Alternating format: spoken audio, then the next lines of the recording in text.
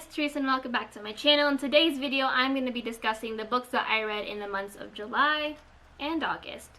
And there's not a lot. Well, there's like 6 books, but like 6 books in a total of 2 months, whereas before I would like crank out 10 books in a total of a month. My ego's hurting just a smidgen. So let's just kind of get into it. So we're going to start in no order, but I'm going to choose the month of July to start off with because yeah. Specifically, I'm going to start off with the ebooks that I read in July.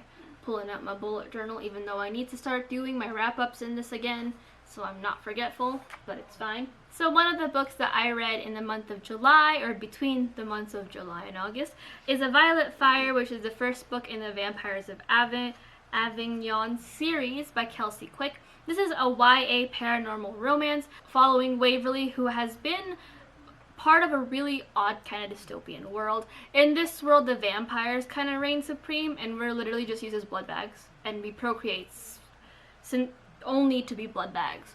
And Waverly was one of the few humans who grew up in a colony that did not have vampires, and so her thought process is a little different.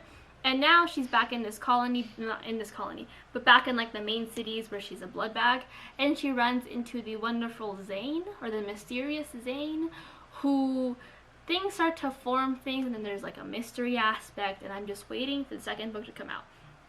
I gave this a 4 out of 5 stars. I really enjoyed this book. It was really quick paced for me to read, and like y'all know me and my weird love for paranormal romance that I apparently have not grown out of, as we have learned from previous videos. And I'm excited for the second book. I think my biggest problem with this book was that sometimes things got a little too repetitive with how Waverly saw the vampires. Like, I knew it was a big part of her personality to despise them, considering everything that had happened to her. But I still feel like there were definitely instances where I was like, well, I feel like you mentioned that several pages ago. We probably didn't need to bring it up again, in like just worded slightly differently. So that's my only problem with it. But other than that, I really enjoyed it, and I highly recommend it if you're in the mood for a nice paranormal romance. The next book that I read was part of my group chat's buddy read for reading adult books, which low-key kind of died down, but I'm not angry because with everything going on, it makes sense. And that is Under the Udola Trees by Chinelo Okparanta. And this is inspired by Nigeria's folk tales and its war, following a young girl who is displaced when the war in Nigeria breaks out. Sent away, she finds another girl and falls in love, and we kind of follow her throughout her adulthood, kind of struggling with her sexuality and what it means, as well as the eventual kind of like murders of other gay people. I gave this book a 4 out of 5 stars as well. I really enjoyed it. I thought that the message was very clear, as well as explaining the history behind like what's going on in the world outside of the US, which was always very nice, and learning a bit more about Nigeria and its folktales and the things that happened to that country. But my biggest problem was that sometimes it did drag on just a little bit.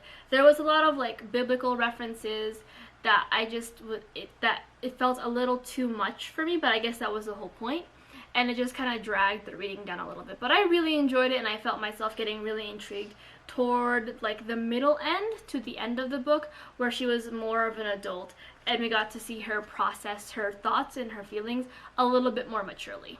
Highly recommend it. The next book that I read in the month of July is another paranormal romance, and that is Fallen by Lauren Kate. This is a reread for me, and I reread it as a buddy read with my friend TB as well. No, he read it before me and then I caught up. But we read A Violet Fire as a buddy read together because we're both sluts for paranormal romances.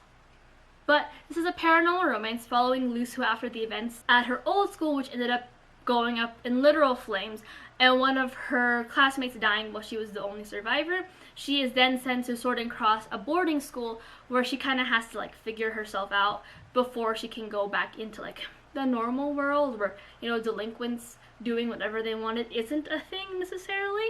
And there she meets Daniel, and things happen and things ensue, and there's romances and lots of feathers. I gave this a 5 out of 5 stars, primarily on sentimentality. I love this series. It's so angsty, and so like it draws for my little heart that still like loves her paranormal romance and all that angst and like the so, you know, if you watched my video a couple days ago, you know. But I really enjoyed it. I liked seeing how this like interesting little love triangle works out in the end, and I know what happened, so I can't be too surprised. But I also love seeing kind of this weird sense of girl power without there being like overt girl power, if that makes any kind of sense at all. And just Cam is a majestic boy, and I would sell my soul for him. Not really. But yeah, I highly recommend it. It's a pretty like old series. I think it came out in like 2011ish, 2010. So it's like at the height of all the paranormal stuff.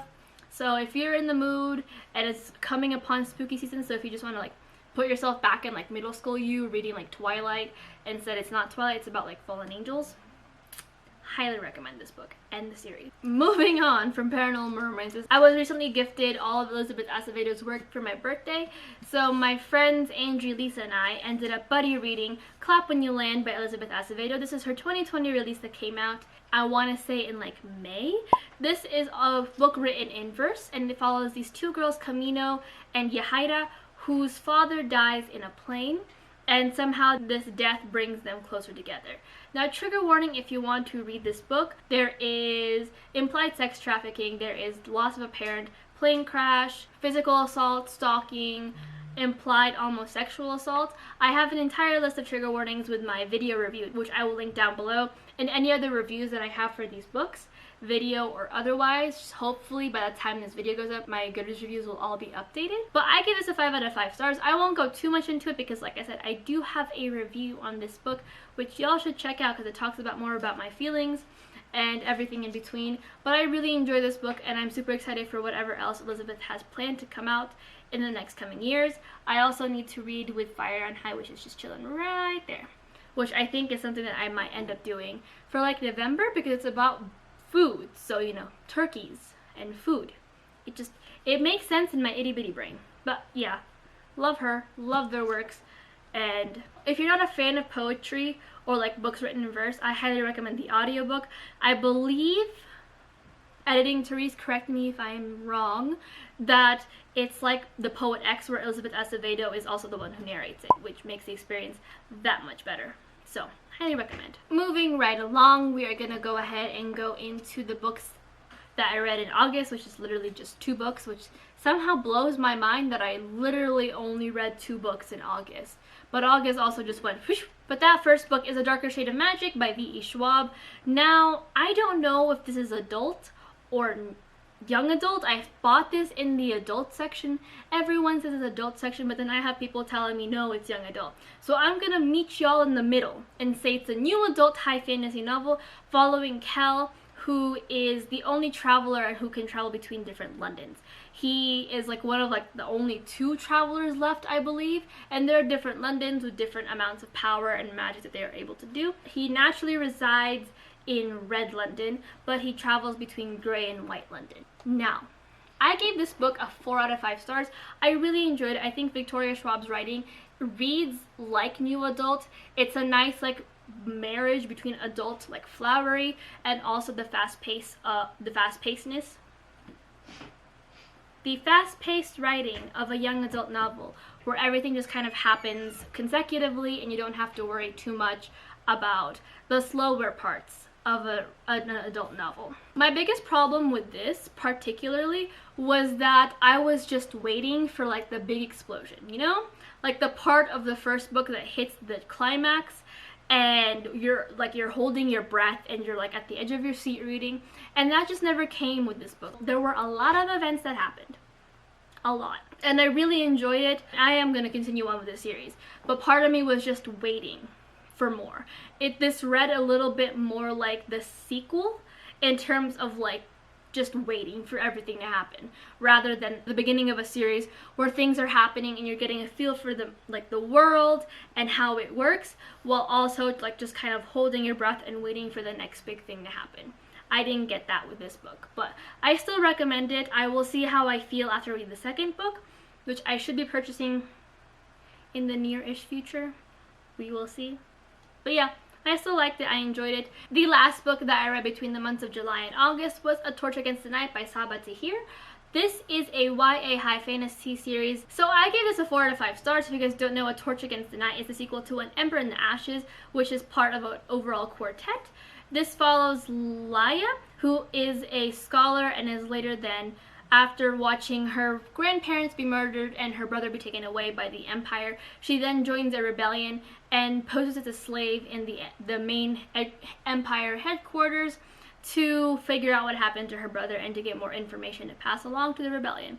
Meanwhile, we have Elias, who is an Empire mask, who is like these big head honcho soldiers, and Helen as well, they're both best friends who are kind of torn apart by their different ideals, and we follow how that is tested in the sequel. I really enjoyed it. I think that it's like one of my favorite series. I mean, I don't know just quite yet. I'm only in the second book, but I can see it being one of my favorite series of 2020 if I finish the series in 2020. My biggest problem with this book and what ultimately made me struggle giving it a 5 out of 5 stars was Laia. Laia was interesting in the first book. She had a lot going for her, but I feel like in this one, it wasn't so much that she was like complaining, but she didn't want to see a reason, and I understood where she was coming from given all that was on her shoulders, but she just didn't want to start thinking with a clear head. In a lot of situations, it would cause people to die, which caused people to get hurt and injured, and like I said, I understand why. She's like 16 or so, and she's trying to save her brother and like start a rebellion essentially and learn more about her family, but it just feels like there were instances where she probably just could have like taken a beat, even in like a high stakes situation, like just take a beat and just take a moment to like see what the correct thing to do is, rather than her jumping into everything and with very little experience, and then ended up losing people that she cared about. Other than that, I really enjoyed it, and I cannot wait to see where the third book goes, and thankfully that's out in paperback finally. So I can finally purchase it and it'll match the set that I have because I have them both in paperback. But that is it for my wrap up for these past 2 months. I swear I'm gonna get better at this again. It's just been the summer months for this year, understandably so, have been a little rough. So keeping up with like things that I love doing, like TBRs and wrap ups, have been a wee bit difficult. But I'm hoping to get back into it for September. But if you guys have read these books or would like me to pick up other books that are similar to this, please leave those suggestions down below, or your thoughts on those said books. But until next time, hit like, subscribe, comment. All of my social media and my other reviews for these books will be left down below. But until next time, I'll talk to you guys everywhere else, and I hope you guys are having a great week. Bye!